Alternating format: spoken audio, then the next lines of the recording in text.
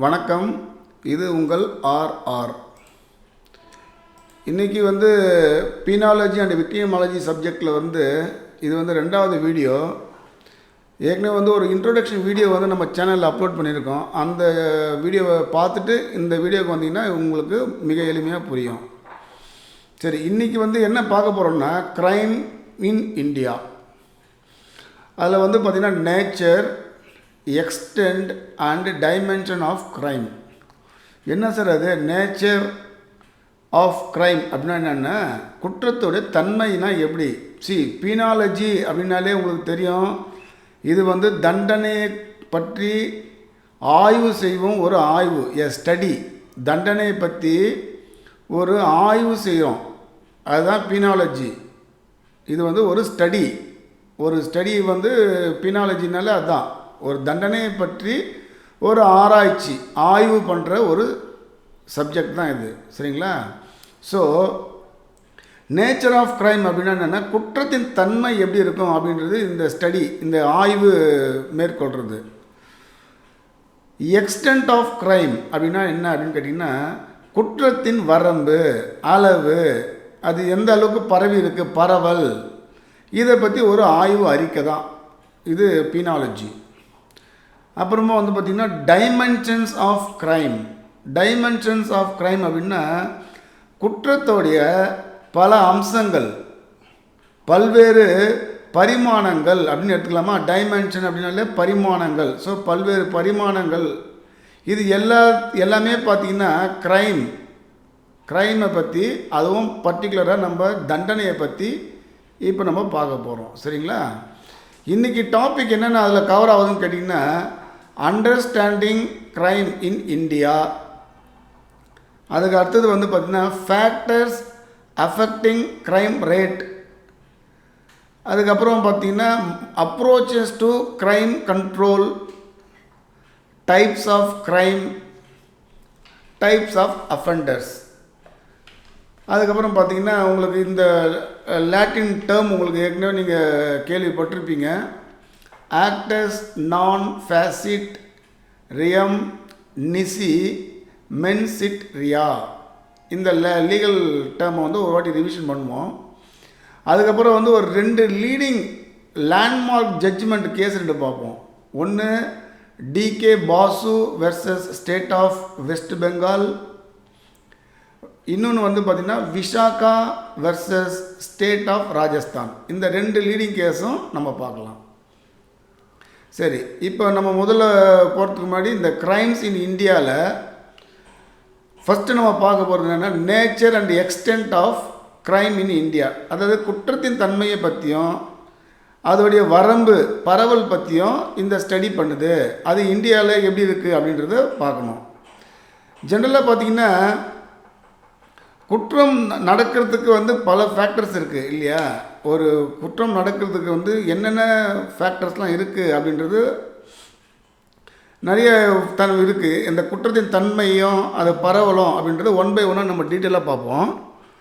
அதுக்கடுத்து பார்த்திங்கன்னா reporting of crime statics அப்படின்றாங்க.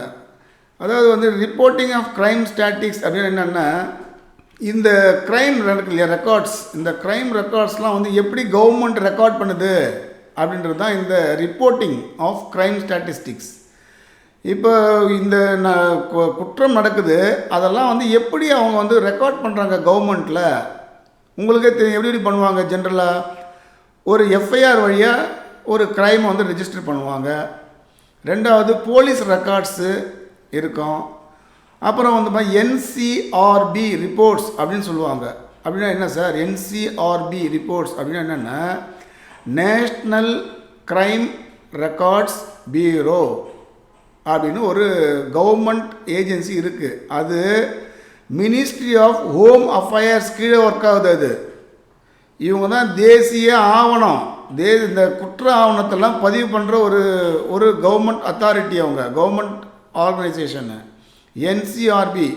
இதில் தான் பார்த்திங்கன்னா ஒரு குற்றத்தோடைய ரெக்கார்ட்ஸ்லாம் அங்கே தான் நமக்கு கிடைக்கும். அதுதான் எந்த மெத்தடில் இந்தியாவில் பண்ணுறாங்கன்னா இந்த 3 மெத்தட் தான். எஃப்ஐஆர் வழியாக பார்க்கலாம், போலீஸ் ரெக்கார்ட்ஸ், அப்புறம் என்சிஆர்பி. சரி, அதுக்கப்புறம் வந்து என்ன victim studies and self reporting இது வழியாகவும் பண்ணலாம். அதாவது விக்டிம் ஸ்டடீஸ் அப்படின்னா பாதிக்கப்பட்டவரை பற்றி ஒரு ஸ்டடி பண்ணால் இந்த குற்றத்துடைய பின்னணிலாம் நமக்கு தெரியும். விக்டிம் ஸ்டடீஸ், விக்டிம்னா பாதிக்கப்பட்டவர். அதுக்கப்புறம் வந்து செல்ஃப் ரிப்போர்ட்டிங்னு ஒன்று தனியாக இருக்குது. செல்ஃப் ரிப்போர்ட்டிங்னா அஃபண்டர், குற்றவாளியே வந்து தனது குற்றத்தை வந்து சொல்கிறது. இது பேர் வந்து செல்ஃப் ரிப்போர்ட்டிங் அப்படின்னு சொல்லுவாங்க. சரி சார், அதனால் என்ன இப்போ காஸ்ட் ஆஃப் க்ரைம் என்ன? காஸ்ட் ஆஃப் க்ரைம்னா அதனால் நமக்கு என்ன பாதிப்பு ஏற்படுது, சொசைட்டிக்கு என்ன பாதிப்பு ஏற்படுது, இல்லைனா ஒரு தனிநபருக்கு எந்த மாதிரியான பாதிப்பு ஏற்படுது அப்படின்னு சொல்கிறது தான் வந்து காஸ்ட் ஆஃப் க்ரைம். என்ன மாதிரி பாதிப்பு ஏற்படும்? எக்கனாமிக் லாஸ் நடக்கும், கரெக்டுங்களா? பொருளாதார லாஸு. அப்புறம் என்னது, மென்டல் சஃபரிங் ஆகுமா? ஒரு இண்டிவிஜுவல் பர்சன் ஒருத்தருக்கு ஒரு க்ரைம் நடக்குதுன்னா ஒருத்தர் அதில் பாதிக்கப்படுறாரு, அவர் எவ்வளோ எந்த அளவுக்கு பாதிக்கப்படுவார், மென்டல் சஃபரிங்கு. சோசியல் இன்ஸ்டெபிலிட்டி, ஒரு சோசியலில் வந்து சமூகத்தில் வந்து ஏற்ற தாழ்வுகள் ஏற்படுது. இதெல்லாம் வந்து இதெல்லாம் பற்றி ஸ்டடி பண்ணுறது தான் இந்த பினாலஜி. ஓகேங்களா? இப்போ அடுத்தது வந்து பார்த்திங்கன்னா எந்தெந்த ஃபேக்டர்ஸ்லாம் அஃபெக்ட் பண்ணுது, இந்த க்ரைம் ஏற்படுறதுக்கு எதெல்லாம் மூல காரணமாக இருக்குது அப்படின்னு பார்த்தீங்கன்னா டெரிட்டரி அப்படின்னு சொல்கிறாங்க. டெரிட்டரி அப்படின்னா என்ன? டெரிட்டரி அப்படின்னா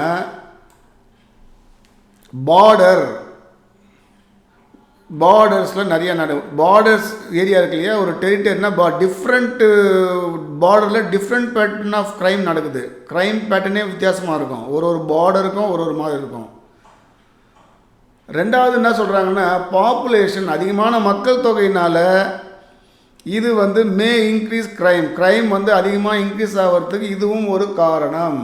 டெரிட்டரி ஒரு காரணம், டிஃப்ரெண்ட் பார்டரு, டிஃப்ரெண்ட் ஏரியா இருக்குது, டிஃப்ரெண்ட் க்ரைம் பேட்டர்னால் க்ரைம் அதிகமாக நடக்குது.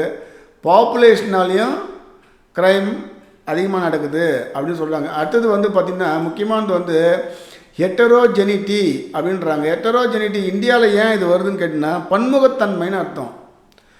ஹெட்டரோஜெனிட்டி அப்படின்னா பன்முகத்தன்மை. என்ன பன்முகத்தன்மை? நம்மக்கிட்ட வந்து டிஃப்ரெண்ட் கல்ச்சர் இருக்குது, டிஃப்ரெண்ட் லாங்குவேஜ் இருக்குது, டிஃப்ரெண்ட் ரிலிஜன் இருக்குது, டிஃப்ரெண்ட் எக்கனாமிக் பேக்ரவுண்ட் இருக்குது. Economic background different economic background ஆளுங்களும் நம்ம நாட்டில் இருக்கிறாங்க. இதெல்லாம் வந்து பார்த்திங்கன்னா க்ரைம் வந்து இன்க்ரீஸ் பண்ணுறதுக்கான ஒரு காரணிகள், ஃபேக்டர்ஸ் அப்படின்னு சொல்கிறாங்க. அப்புறம் என்ன சார், ஹியூமன் வேல்யூஸ் அப்படின்னா என்னென்னா டிக்ளைன் இன் மோரல் வேல்யூஸ். நல்லொழுக்கம் ரொம்ப குறைஞ்சி போச்சு, நெறிமுறைகள்லாம் சீரழியுது, டிசிப்ளின்லாம் இல்லை, ஹானஸ்டி போச்சு, ரெஸ்பெக்ட் இல்லை, சோசியல் ரெஸ்பான்சிபிலிட்டிலாம் இல்லை, இப்போ எடுத்துக்க மாட்டாங்க, சோசியல் ரெஸ்பான்ஸ்லாம் ரொம்ப கம்மியாகிடுச்சு. இதெல்லாம் அடங்கம் தான் இந்த ஹியூமன் வேல்யூஸ். என்னென்னது?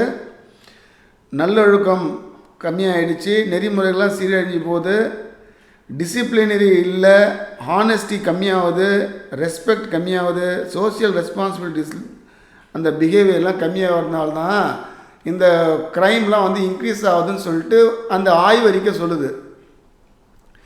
இதெல்லாம் வந்து குற்றத்தை வந்து அதிகரிக்கான காரணிகள் இதெல்லாம் வந்து சொல்கிறாங்க. Territory, population, heterogeneity, human values.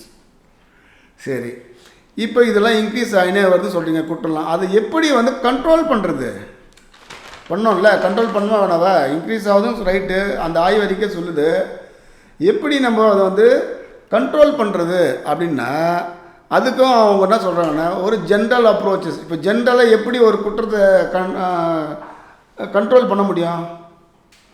அவங்களுக்கு அந்த க்ரைம் பண்ணவங்களுக்கு ஒரு பனிஷ்மெண்ட் தரலாம், போலீஸை வச்சு கண்ட்ரோல் பண்ணலாம், ரைட்டுங்களா? ரீஹாபிலிட்டேஷன் கொடுக்கலாம். ரீஹாபிலிட்டேஷன் மறு வாழ்வு அவங்களுக்கு கொடுக்கலாம். முதல்ல அவங்களுக்கு என்ன சொல்லி தரணும்? எஜுகேஷன் கொடுக்கணும். இதுதான் வந்து ஜென்ரல் அப்ரோச் இல்லையா? ஒரு குற்றத்தை வந்து கண்ட்ரோல் பண்ணுறதுன்னு எப்படி பண்ண முடியும்? இதுதான் ஜென்ரல் அப்ரோச்சஸ். சரி, அதுக்கப்புறம் அவங்க என்ன சொல்கிறாங்கன்னா கான்டினென்டல் அப்ரோச் அப்படின்றாங்க. கான்டினென்டல் அப்ரோச்னா சோசியல் டிஃபென்ஸ். சோசியல் என்னென்னா சமூகமே வந்து அதை வந்து ஒரு டிஃபென்ஸ் பண்ணணும், எப்படி ப்ரிவெண்ட் பண்ணிக்கணும், கரெக்டிவ் மெஷர்ஸ் எடுத்துக்கணும் அப்படின்னு சொல்கிறாங்க கான்டினென்டல் அப்ரோச்சில். சரி, அப்புறம் அதுக்கடுத்து என்ன சொல்கிறாங்க, சோசியல் அப்ரோச்சு. எப்படி சோசியல் அப்ரோச்னால் என்ன பண்ணணும் அப்படின்னு கேட்டிங்கன்னா, எஜுகேஷன் கொடுக்கணும். மெயினாக மக்களுக்கு வந்து எஜுகேஷன் கொடுக்கணும், எம்ப்ளாய்மெண்ட்டு தரணும், சோசியல் வெல்ஃபேர் கொடுக்கணும். இதெல்லாம் கொடுத்தீங்கன்னா அவன் வந்து ஆட்டோமேட்டிக்காக குற்றங்கள்லாம் பண்ண மாட்டாங்க. அப்போ குற்றங்கள் பண்ண மாட்டாங்க அப்படின்னா குற்றங்கள் குறையும். இது வழியெல்லாம் நீங்கள் குற்றத்தை கம்மி பண்ணலாம் அப்படின்னு என்ன பண்ணுது அந்த ஆய்வறிக்கை சொல்லுது. இதுதான் பீனாலஜி.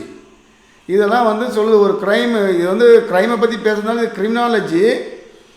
இதெல்லாம் பண்ணுறதுனால அந்த க்ரைம் கம்மி பண்ணலாம் அப்படின்னு அந்த ஆய்வறிக்கை சொல்லுது. ஸோ இது வந்து இந்த இந்த கிரிமினாலஜி, பீனாலஜி, விக்டிமாலஜியே வந்து பார்த்திங்கன்னா ஒரு ஸ்டடி தான், ஒரு ஆய்வு அறிக்கை தான் இது. சரிங்களா?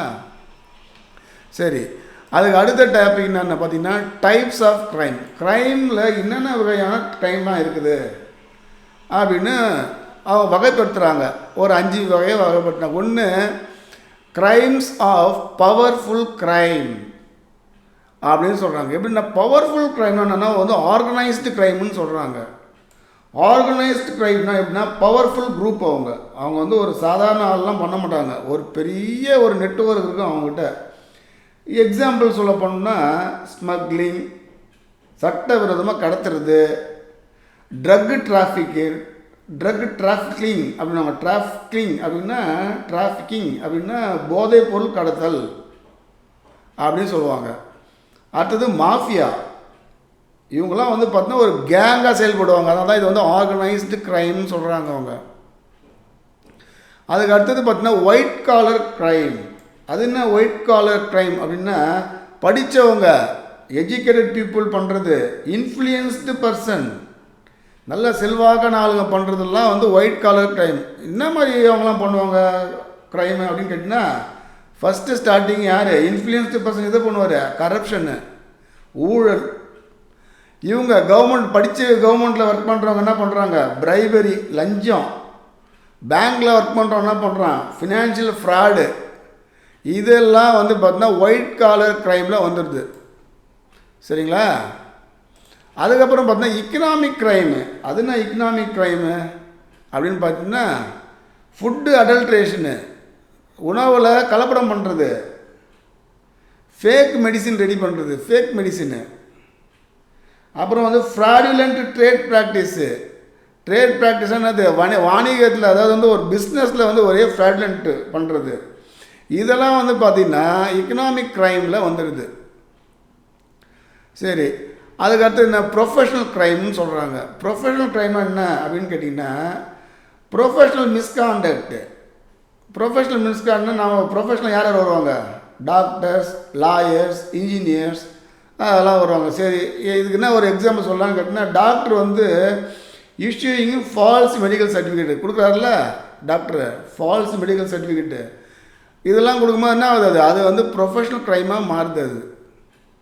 அதுக்கப்புறம் என்ன சார், ஸ்டேட் கிரிமினாலிட்டி. ஸ்டேட்னா என்னது அப்படின்னு கேட்டிங்கன்னா கவர்மெண்ட் தான் ஸ்டேட்டு. அப்போ என்ன பண்ணுது, கவர்மெண்ட்டே சில இல்லீகல் ஆக்டிவிட்டீஸ்லாம் கமிட்டட் பை கவர்மெண்ட் அத்தாரிட்டிஸ். அப்போ கவர்மெண்ட் பண்ணுறதுன்னு அர்த்தம், கவர்மெண்ட் அத்தாரிட்டிஸ் பண்ணுறாங்கன்னு அர்த்தம். என்ன பண்ணுறாங்க அவங்க ஜென்ரலாக, ஸ்டேட்னால நம்ம மெயினாக ஞாபகம் வருது யார், போலீஸ் தான். Police torture, fake encounter, custodial violence, custodial death, இதெல்லாம் வந்து ஒரு அரசாங்கமே, ஒரு கவர்மெண்ட் ஏஜென்சியே பண்ணுது, அத்தாரிட்டியே பண்ணுது.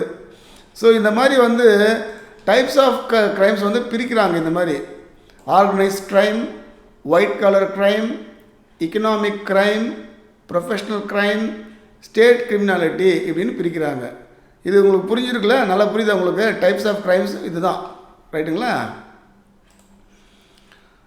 இப்போ அதுக்கு அடுத்த டாபிக் என்ன போட்டிருக்கோன்னா டைப்ஸ் ஆஃப் அஃபெண்டர்ஸ். இது என்ன சார், இது அஃபெண்டர்னால் குற்றவாளி, நமக்கு தெரியும். அதுலேயும் வகைப்படுத்துகிறாங்க, அஃபெண்டரையும் வகைப்படுத்துகிறாங்க. எப்படி பண்ணுறாங்கன்னு கேட்டிங்கன்னா பெர்பெட்ரேட்டர்ஸ் ஆஃப் ஆர்டினரி க்ரைம்ஸ் அப்படின்னு சொல்கிறாங்க. பெர்பெட்ரேட்டர்ஸ் அப்படின்னா என்னென்னா குற்றவாளி தான் அர்த்தம், அவரும் குற்றவாளி தான். இவங்க அந்த மாதிரி நார்மல் ஆர்டினரி க்ரைம், நார்மல் குற்றவாளி. அது என்ன குற்றத்தில் நார்மல் இருக்கா, இருக்குது. என்னென்னா தெஃப்ட்டு, அசால்ட்னா என்ன? தாக்குறது நடத்துறது, இல்லைனா ஒருத்தர் துன்புறுத்துறது, உடல் ரீதியாக அவங்க துன்புறுத்துறது, அசால்ட் பண்ணுறாங்க இல்லையா, அதெல்லாம் வந்து பார்த்தீங்கன்னா ஒரு ஆர்டினரி க்ரைம்னு வகைப்படுத்துகிறாங்க. ரெண்டாவது என்ன சொல்கிறாங்கன்னா சிச்சுவேஷ்னல் க்ரைம்னு சொல்கிறாங்க. சிச்சுவேஷ்னல் க்ரைம் என்ன அர்த்தம்? ஒரு person commits crime due to sudden situation. இப்போது ஃபார் எக்ஸாம்பிள் இது என்ன சடன் சிச்சுவேஷன்? ஒருத்தர் பசியாக இருக்கிறாரு, ஒரு கடையில் போய் திருடி சாப்பிட்றாரு. திருடுறதுல ஒரு குற்றம். ஆனால் அவர் என்ன பண்ணுறாரு? அவர் பசியின் காரணமாக திருடினார். அதனால் அது என்ன சொல்கிறாங்க? சிச்சுவேஷ்னல் க்ரைம்னு சொல்கிறாங்க அதை. சரி, அதுக்கப்புறம் என்ன சொல்கிறாங்க? Chronic offender. க்ரானிக் அஃபெண்டர்னா இவருக்கு வேலையே தான்.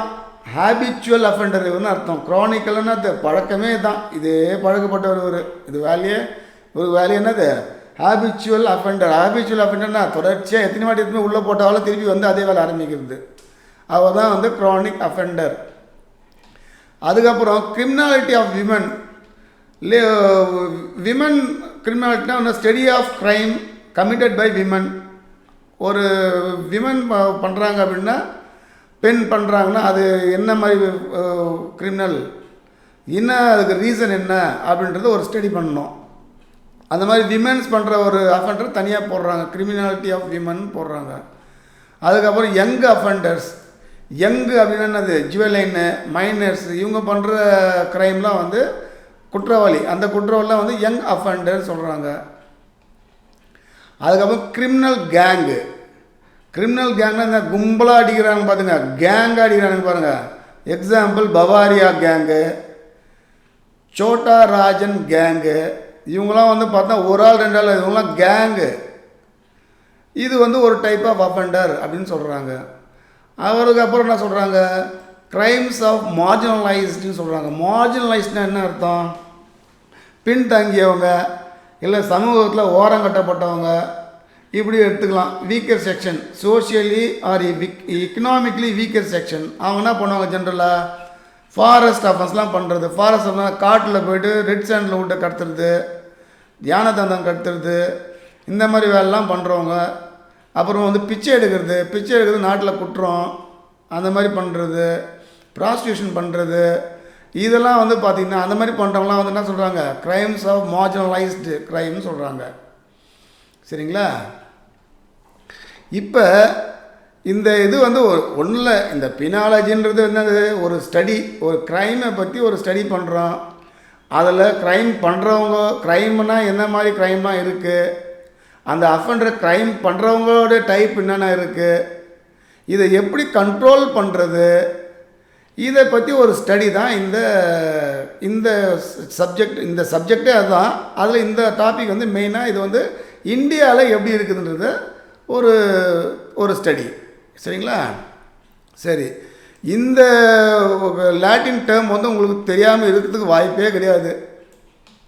அதாவது ஒரு க்ரைமை வந்து நீங்கள் ப்ரூவ் பண்ணணும், க்ரைமை வந்து எஸ்டாப்ளிஷ் பண்ணணுன்னா நீங்கள் ரெண்டு இது கம்பல்சரி நீங்கள் வந்து இதை ஃபுல்ஃபில் பண்ணி ஆகணும். ஒன்று மென்சரியா, கில்ட்டி மைண்ட் இருக்கணும் அவருக்கு.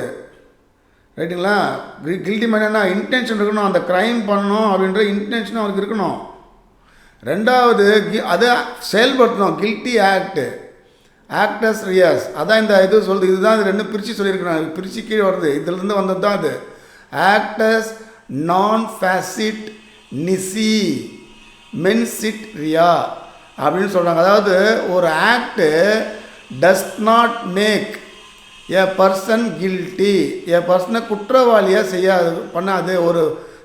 ஒரு செயல் செய்கிறதுனால மட்டுமே அவர் வந்து குற்றவாளின்னு சொல்ல முடியாது.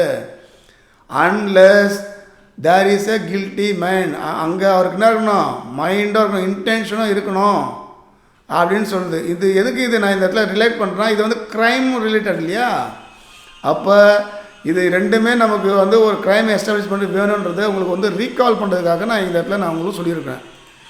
நீங்கள் கொஸ்டின் ஆன்சர் பேப்பரில் இதை சேர்த்து எழுதுங்க. அப்போ தான் உங்களுக்கு உங்களோட ஆன்சர் வெயிட்டேஜாக இருக்கும். அதுக்கு அடுத்தது வந்து ரெண்டு லேண்ட்மார்க் கேஸுங்க நான் கொடுத்துருக்குறேன். இதுவும் ஒரு ரீகால் பர்பஸ்க்காக தான். நீங்கள் கான்ஸ்டியூஷன் படிக்கும் போதே இதெல்லாம் நீங்கள் படிச்சிருப்பீங்க. இதெல்லாம் வந்து கான்ஸ்டியூஷன் ரிலேட்டட் தான். DK Basu versus state of West Bengal. இந்த கேஸ் வந்து நீங்கள் டீட்டெயில் வேணும்னா நீங்கள் ஆன்லைனில் போய் பாருங்கள், இல்லை உங்கள் டெக்ஸ்ட் புக்கில் பாருங்கள். இவர் டிகே பாசுன்றவர் வந்து ஒரு executive chairman of legal aid organisation. அவர் வந்து போட்ட கேஸ் தான் இது. எதுக்கு என்ன பண்ணுறாங்கன்னா, கைட்லைன்ஸ் ஃபார் அரெஸ்ட்டு. ஒருத்தரை வந்து நீங்கள் அரெஸ்ட் பண்ணுறாங்க போலீஸ்னால் என்ன கைட்லைன்ஸ், என்ன வழிமுறைகள்லாம் அவங்க பின்பற்றணும், guidelines for arrest and detention to prevent custodial torture அப்படின்னு சுப்ரீம் கோர்ட் கைட்லைன்ஸ் கொடுத்துருக்குது. சரிங்களா? இது எந்த ஆர்டிகிள் கீழே வரும்? கைட்லைன்ஸ் ஃபார் அரெஸ்ட்லாம் எந்த ஆர்டிகிள் கீழே வருது? கான்ஸ்டியூஷனில் ஆர்டிகிள் 22 எடுத்து பார்த்தீங்கன்னா உங்களுக்கு தெரியும். பேர் ஆக்ட் எடுத்து பாருங்கள். அதில் வந்து ஆர்டிகிள் 22 பேசும். அந்த டிகே பாசு கேஸும் அதை பற்றி தான். இதில் வந்து பார்த்தீங்கன்னா Vishaka versus state of Rajasthan அப்படின்னு ஒரு கேஸு. இது எப்போ 1997 நடந்த கேஸ் இது. விஷாகா அப்படின்றது வந்து எதுக்கு இந்த கேஸ் எதை பற்றினா, criminality against women and work place protection கொடுக்குது. யாருக்கு? விமென்ஸ்க்கு. Prevention of sexual harassment at work place, வேலை செய்கிற இடத்துல அவங்களுக்கு செக்ஷுவல் ஹராஸ்மெண்ட்லாம் தடுக்கிறதுக்கான ஒரு விதிமுறை நடைமுறையெல்லாம் பின்பற்றுறது தான். அது பேர் தான் வந்து விஷாகா கமிட்டி அப்படின்னு சொல்லுவாங்க. இந்த விஷாகா கமிட்டி எஸ்டாப்ளிஷ் பண்ணதே இந்த கேஸால் தான். இந்த கேஸால் தான் விஷாகா கமிட்டின்னு ஒன்று வச்சுருக்காங்க. விஷாகா கமிட்டியை பற்றி டீட்டெயில் நீங்கள் ஆன்லைனில் போய் செக் பண்ணுங்கள். ஒரு லேடிஸ்க்கு வந்து விமென்ஸுக்கு வந்து ஒர்க் பண்ணுற இடத்துல ஏதாச்சும் செக்ஷுவல் ஹராஸ்மெண்ட் நடந்தால் இந்த விஷாகா கமிட்டி தான் முதல்ல அதை விசாரிக்கும். சரிங்களா? விஷாகான்றது ஒரு விமன் ஆர்கனைசேஷன் நேம். இது ஒரு விமன் ஆர்கனைசேஷன், அதாவது வந்து மகளிருக்காக போராடும் ஒரு அமைப்பு இது. அதான் விஷாகா. அதனால தான் அது பேர் விஷாகா கமிட்டி அப்படின்னு வச்சுருக்காங்க. சரி, ஓகே. இந்த டாபிக் உங்களுக்கு எல்லாம் புரிஞ்சிருக்குன்னு நினைக்கிறேன். இன்றைக்கி என்னென்ன டாபிக்லாம் பார்த்தோன்றதை ஒரு வாட்டி ரீகால் பண்ணிக்கலாம். அண்டர்ஸ்டாண்டிங் க்ரைம் இன் இந்தியாவில் எப்படி க்ரைம்லாம் நடக்குன்றது ஒரு ஸ்டடி. எந்தெந்த ஃபேக்டர்ஸ் வந்து க்ரைம் வந்து ரேட் வந்து இன்க்ரீஸ் பண்ணுறது, எந்தெந்த காரணிகள், சரி என்னென்ன அப்ரோச் பண்ணுறது, அதை கண்ட்ரோல் பண்ணுறதுக்கு எந்த மாதிரியான அப்ரோச் பண்ணணும், டைப்ஸ் ஆஃப் க்ரைமு என்னென்ன டைப்ஸ்லாம் இருக்குது க்ரைம்லன்ற டைப்ஸ் ஆஃப் அஃபெண்டர்ஸ், குற்றவாளிகளுடைய வகைப்படுத்துகிறோம். அதுக்கப்புறம் வந்து இந்த actors reus and men's Riya பார்த்தோம். அப்புறம் டிகே பாசு ப்ளஸ் விஷாகாவுடைய கேஸு பார்த்தோம். இன்றைக்கி இருக்கிற வீடியோவில் வந்து உங்களுக்கு வந்து இது வந்து ஒரு இன்ட்ரோடக்ஷன் மாதிரி இருக்கும். ஆனால் இதுவே ஒரு டாபிக் தான். இந்த டாப்பிக்லேயே வந்து கொஸ்டின் வர்றதுக்கு நிறைய வாய்ப்புகள். எஸ்ஏ டைப் கொஸ்டின் வந்தால் இதெல்லாம் நீங்கள் கம்ப்ளீட்டாக கவரப் பண்ணி எழுதுங்க. நல்ல ஸ்கோர் வர்றதுக்கு நிறைய வாய்ப்புகள் அதிகமாக இருக்குது. நன்றி, வணக்கம்.